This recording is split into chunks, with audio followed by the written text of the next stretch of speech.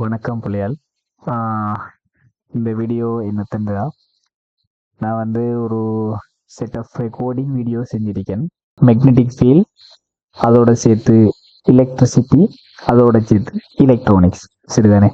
இந்த மூணும் ஒரு கட்டாயமாக எல்லாம் கனெக்ட் ஆகிக்கிற பாடம் சின்னத்தினால இதில் நான் ரெக்கார்டிங் செஞ்சிருக்கேன். இது முக்கியமாக இனி வார பிச்சிலுக்கு தேவைப்படும். 2025க்கு தேவைப்படாது, 2026க்கு கட்டாயம் தேவைப்படும். இப்போதைக்கு 26லேருந்து 27 28 அப்படியா போகிற டைமில் தேவைப்படும். ஓகே தானே. ஸோ இந்த இடத்துல நான் என்னத்தை சில வரணும்னு சொன்னால், நான் என்னென்ன செஞ்சிருக்கேன், என்ன உங்களுக்கு பெனிஃபிட் இதில் கிடைக்கும்ங்கிறத பற்றி நான் சில வரேன் சரிதானே.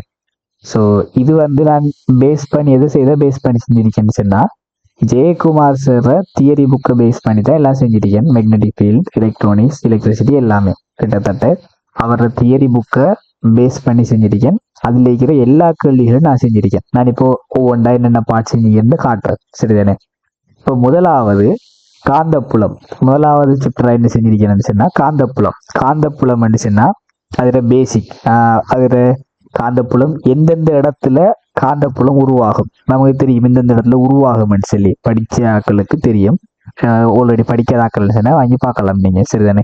எந்தெந்த இடத்துல உருவாகும், ஒரு மின்னை கடத்தும் ஒரு கம்பியாக ஒரு கடத்தியாக இருந்துச்சுன்னா அதுக்கு சூளை எப்படி இருக்கும், காந்தப்புலம் ஒன்று உருவாகும். ஒரு காந்தம் இருக்குன்னா அதுக்கு சூளை கட்டாயம் காந்தப்புலம் இருக்கும் சரியா. அந்த காந்தப்புலத்தை நம்ம எப்படி கண்டுபிடிக்கிற, திசை என்ன, பருமன் என்னங்கிறது முதலாவது வீடியோவில் இருக்கிறது நான் சொல்றேன், காட்டுறேன் பிறகு சரியானே. இரண்டாவது நேரிய கடத்தியால உண்டாகிற காந்தப்பாயம். ஒரு நேரிய நீள முடிவிலை கடத்தியால பக்கத்துல ஒரு ஆறு தூரத்துல உண்டாகிற காந்தப்பீடத்துக்கான சமன்பாடு, அதுல திசை எப்படி கண்டுபிடிக்கிற அதுகள். அதே மாதிரி வட்ட கடத்தினால எப்படி திசை எப்படி கண்டுபிடிக்கிற, அதுல உருவாகிறதுக்கான சமன்பாடு என்ன. அதே மாதிரி வரிச்சுருளால எப்படி, வரிச்சுருளால புறவும் நான் செஞ்சிருக்கேன், வரிச்சுருளால கொஞ்சம் பெருசாகவும் செஞ்சிருக்கேன், பின்னால வரும் அது சரிதானே. இப்போ நான் சும்மா ஒரு எக்ஸாம்பிள் காட்டுறேன். பார்ட் 1 சொல்லி இது பார்ட் 1 சரிதானே. உங்களுக்கு வழங்க மாதிரி நினைக்கிறேன். ஸோ இந்த பார்ட் 1ல என்ன இருக்கேன்டா, சவுண்டை கட் பண்றானே. ஓகே, இதுல காந்தப்புலம் அதை பத்தி என்னென்ன மேக்ஸ்வெல் வழக்கை விதி, மேக்ஸ்வெல் இது எப்படி வட்டக்கடத்தியில மையத்துல உண்டாகிற காந்தப்பாயத்துக்கான நடத்தி, அதுல கேள்விகள் சரிதானே. அதுக்கு பிறகு எப்படி நிறைய கேள்விகள் அதுல இருக்கிற அவ்வளோகளையும் செஞ்சிருப்பேன், எக்ஸ்ட்ரா கேள்விகளும் செஞ்சிருப்பேன் சரிதானே. அப்ப இதுல 12, 13, 14வது கேள்வி இது ஃபர்ஸ்ட்ல முடியுது சரியா. ரெண்டாவது என்னன்னு சொன்னா, ரெண்டாவது பாட்டும் முடிவில் மேலேயே நேரிய கடத்தியா, எஸ் முடிவில் மேல நேரிய கடத்தியாலையும் பட்டத்தடத்தால ரெண்டாலையுமே வாரது சரிதானே. அதுல கேள்விகள், அதுல நிறைய கேள்விகள் இருக்கு, அந்த கேள்விகளை நான் செஞ்சிருக்கேன். ஓகே தானே. அடுத்தது ரெண்டு முடிவில் நேரிய கடத்தியால நடுவுல உண்டாக்குறது எத்தனைன்னு சொல்லி பார்த்திருக்கோம். அடுத்து 3ஆல அப்படி கேள்விகளை நிறைய செஞ்சிருக்கேன் நாம சரிதானே. அடுத்த 3வது பாட்டுல என்ன இது பார்ப்போம். 3வது பாட்டுல புவிக்காந்தப்புலம். ஸோ இந்த இடத்துல 5வது நாள் இருக்கேன்.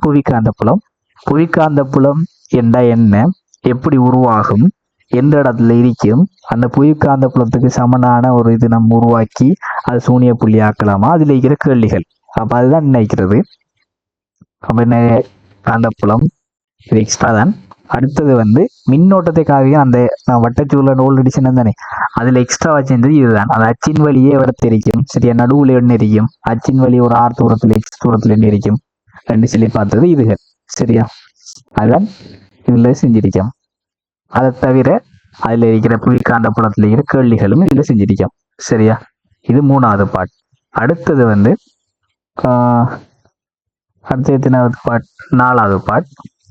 4வது பாட்டுல என்ன செஞ்சிருக்கோம்னா காந்தப்பாய அடர்த்தி தூரத்துடனால மாறல் எப்படி இருக்குமென்னு சொல்லி, இது ஒரு எக்ஸாம் வியூக்கு நமக்கு தேவை.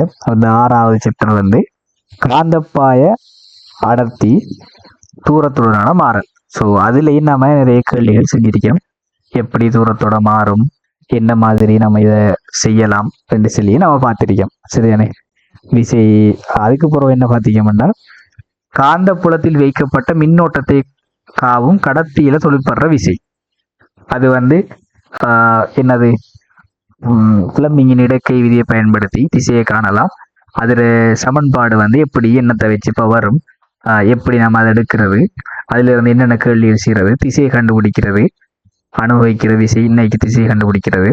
ஸோ காந்தப்பாடுனா என்ன, டெஸ்லாண்டா என்ன, அதிலிருந்து கேள்விகள் போயிட்டுருக்கு. சரிதானே? ஸோ நீங்கள் இப்படி நிறைய கேள்வி செஞ்சு தெரியா எல்லாரும் செய்வாங்களான்னு சொல்லி நான் செஞ்சிருக்கேன். அடுத்து என்னன்னு சொன்னால், மின்னை கொண்டு செல்லும் முடிவில் நிலை சமாந்திர ரெண்டு கடத்திக்கு இடையிலான தோன்றும் விசை, அதான் 8வது. ஸோ இதுவும் வந்து முக்கியமானது ஒன்று தான். ஸோ அது எப்படி என்ன மாதிரி அதை செய்கிறது, அதுக்கான தியரி எல்லாமே இதில் இருக்கு. ஓகே தானே? இது உண்டு. அதில் அதோட 4வது சாப்டர் முடியுது, 4வது பார்ட். அடுத்த பார்ட் என்னன்னு சொன்னால் அஞ்சாவது என்ன செஞ்சிருக்கோம்னு சொன்னால், இதில் கேள்வி செஞ்சிருக்கோம். ஒரு சதுர கடத்தி செவ்வாய் கடத்தி என்ன, எப்படி பக்கத்தில் இருந்தால் வர விசை என்ன, இதில் ஃபுல்லாக கேள்வியாகவே செஞ்சிருக்கோம். 5ஆவதுல ஃபுல்லாகவே கேள்வி செஞ்சிருக்கோம், ஒரு 30 நிமிஷத்துக்கு. சரிதானே? அடுத்து வந்து 6வது என்னன்னு சொன்னால், சீரான காந்த புலத்தில் இப்போ இயங்குற ஏற்றம் ஒன்றில் தாக்குற விசை. சரிதானே? ஸோ அதுதான் வந்து கொஞ்சம் 9வது குறிச்சிருக்கேன் நான். சீரான காந்த புலத்தில் இயங்கும் ஏற்றப்பட்ட துணிக்கையில் தாக்கும் விசை. ஸோ அந்த இதுக்கானது அது எப்படி கண்டுபிடிக்கிற, அதில் ஈக்குவேஷன் என்ன, அதெல்லாம் இங்கே பார்த்துருக்கோம். சரிதானே? எங்கே மேக்ஸிமம் இருக்கும், எங்கே மினிமம் இருக்கும், எப்படி கண்டுபிடிக்கிறது, அது எல்லாமே பார்த்துருக்கோம். அதே பிறகு காந்த புலத்தில் உள்ள இலத்திரண்ட பாதை, அது ஒன்றாம இப்போ இதில் எழுதியிருக்கோம். 10ஆவதா காந்த புலத்தில் ஏற்றங்கள்ல பாதை, இலத்திரன் மட்டும் இல்லை, ஏற்றங்கள்ல பாதை. சரியா? அப்போ அது வேறையா நம்ம செஞ்சிருக்கோம். 1வது 2வது 3வது 2 சொல்லி பிரித்து செஞ்சிருக்கோம். ஸோ இதெல்லாம் சேர்ற புக்கில் இல்லை, நான் வந்து எக்ஸ்ட்ராவா தேடி செஞ்சதுகள். ஓகே தானே? சாய்வாக நடக்கும், இதுதான் நடக்கும். அடுத்தது வந்து ஹோல் எஃபெக்ட், ஹோல் விளைவு. ஸோ ஹோல் விளைவு எப்படி உருவாகும், அதில் ஒரு மின்புலம் எப்படி உருவாகும், மின்புலமும் காந்த புலத்தாலையும் எப்படி ஒரு இலத்திரன்கள் சமனா ஒரே நேர்கோட்டில் பாயுது, அதெல்லாம் நம்ம இதில் கழிச்சிருப்போம். ஸோ அந்த இதுகள் தான் இதுக்குள்ளே இருக்க போகிறது. சரியா? உங்களுக்கு டவுட் வந்தால் எந்த டைம் வந்தாலும் என்கிட்ட கேட்கலாம். எவ்வளோத்துக்கு கேட்குறீங்களோ அவ்வளோ நல்லது தானே? ஸோ எந்த டைம் வந்தாலும் அந்த டவுட்டை நம்ம கிளியர் பண்ணலாம். ஸோ 11 வரைக்கும் சரி. அடுத்தது என்னன்னு சொன்னால், அடுத்த பார்ட் வந்து 6வது 7வது. அடுத்த பார்ட் வந்து ஒரு காந்த புலத்தில் வைக்கப்பட்டுள்ள மின்னோட்ட தடத்தில் நடக்கிற முறுக்கம். இப்போ முறுக்கம் என்ன நடக்குங்கிறது தான் அடுத்தது. அது 12வது நான் எழுதியிருக்கேன். ஸோ அந்த முறுக்கத்தை வச்சு தான் நம்ம முறுக்கத்தை கண்டுபிடிக்கிறதுக்கு நம்ம என்ன செய்யலாம், BIN cos θ, எப்படி முறுக்கம் தோன்றும், எந்த இதில் முறுக்கம் உருவாகும். ஸோ அந்த இதில் நம்ம பார்த்திருக்கோம் அதில். சரிதானே? ஸோ ஏன் கிடைநிலை குத்தான 2 இதிலையும் உருவாகாது, கிடையானதில் மட்டும்தான் உருவாகும், அந்த இணைக்கான சமன்பாடு என்ன. சரியா? அதை தவிர நான் எக்ஸ்ட்ராவாக நான் அந்த இதையும் அனிமேஷன் வீடியோஸையும் நான் நட் பண்ணியிருக்கேன் உங்களுக்கு விளங்காட்டி. 3D தானே? ஸோ 3Dயில் விளங்குறதுக்காக அனிமேஷன் வீடியோஸையும் நான் ஆட் பண்ணி போட்டிருக்கேன். சரிதானே? அடுத்தது ஆரியன் காந்த புலத்தில், அதாவது நேரடிக்கிற காந்த புலத்தில் எப்படி இருக்குமென்னு சொல்லி அது உண்டு. அடுத்தது வந்து கெல்வனோமானி எப்படி ஒர்க் ஆகுது, கெல்வனோமானியை எப்படி நம்ம ஒர்க் ஆகுதுன்னு சொல்லி நம்ம கட்டாயம் தெரிஞ்சிருக்கணும் எலக்ட்ரிசிட்டி போகிறதுக்கு முந்தி. அப்போ 2 பக்கமும் அது வந்து சுற்றுறதுனால அந்த இதுகளை பற்றி கட்டாயம் இந்த இணையதான அதுக்கு சம்மந்தப்படுது. BIAN சொல்லி ஒரு இணையம் சம்மந்தப்படுது. ஸோ எல்லாத்தையுமே இங்கே வந்து இதை பற்றி கழிச்சிருப்போம் இதில். சரிதானே? ஸோ உணர்திறன் அதுக்குள்ள இதையும் நான் கெல்வனோமானி எப்படி சுற்றுதுங்கிறதையும் நான் காட்டியிருப்பேன் இதில். ஸோ அனிமேஷனும் போட்டு காட்டியிருக்கேன்.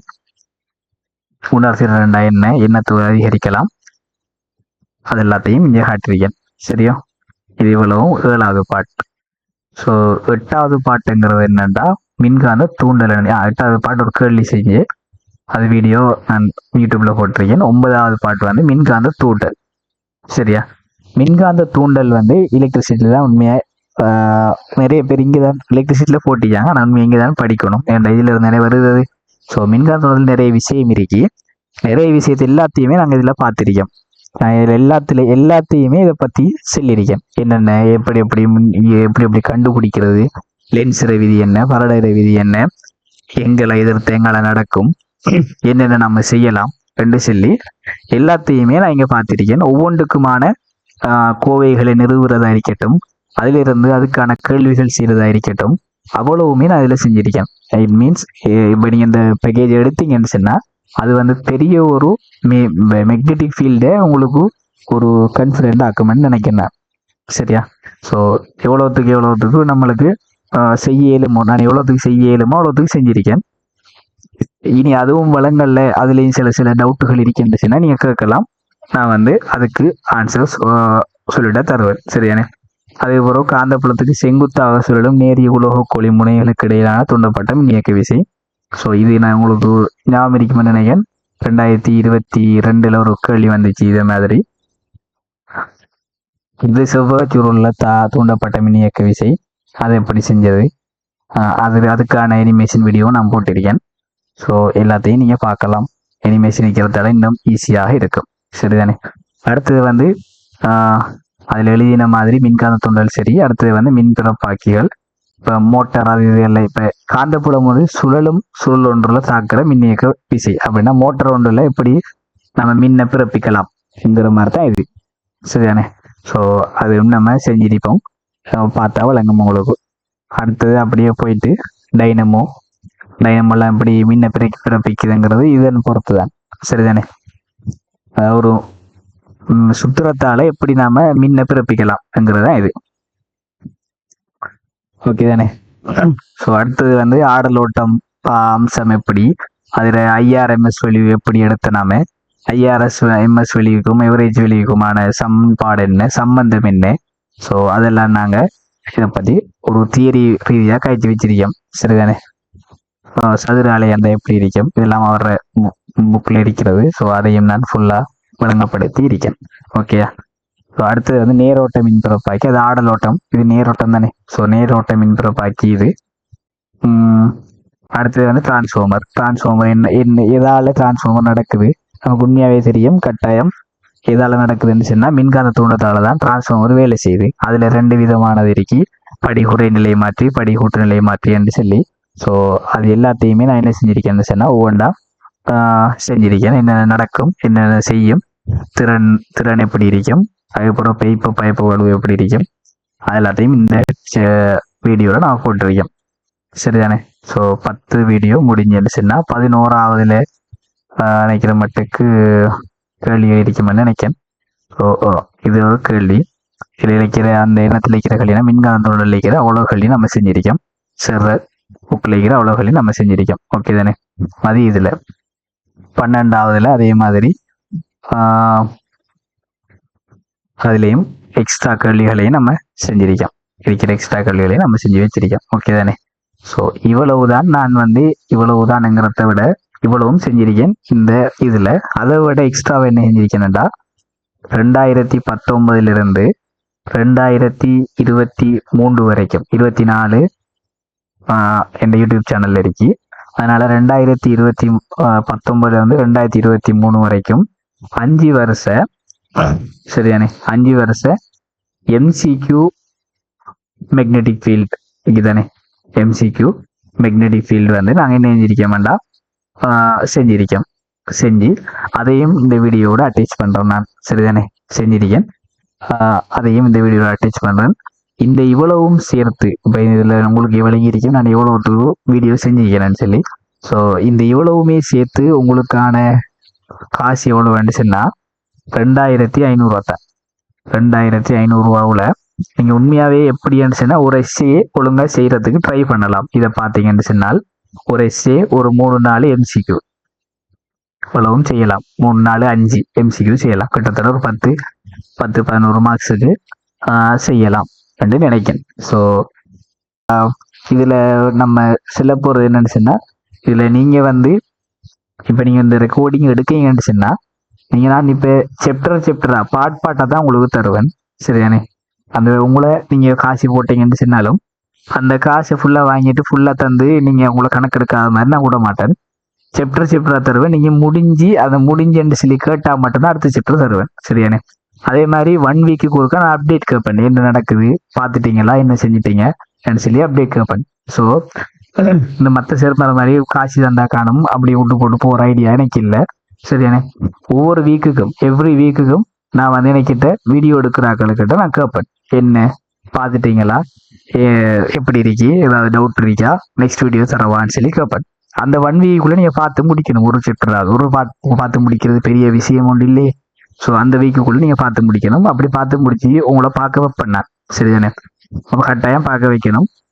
அப்படி உங்களுக்கு விருப்பம் இல்லைன்னா நான் ரீஃபண்ட் பண்ணுவேன் உங்களோட காசு. சரிதானே. உங்களுக்கு இந்த இது வந்து பிடிக்கல அப்படின்னு சொன்னா ரீஃபண்ட் பண்ணுவேன். ஓகேயா. ஸோ ரீஃபண்ட் பண்ண கூட நீங்கள் வந்து இடையில பார்த்து பிடிச்சிடலாமே. ஃபர்ஸ்ட் வீடியோ பார்த்தோன்னே உங்களுக்கு அங்கே பிடிக்கலன்னு சொன்னால் அந்த இடத்துல நான் ரீஃபண்ட் பண்ணுவேன். ஸோ இந்த இவ்வளோத்துக்கும் செஞ்சதுக்கு மொத்தமாகவே 2500 ரூபா தான். நீங்கள் தேவைன்னு சொன்னால் நீங்கள் கான்டாக்ட் பண்ணலாம். 075999136 வாட்ஸ்அப்பில் கான்டாக்ட் பண்ணலாம். சரிதானே.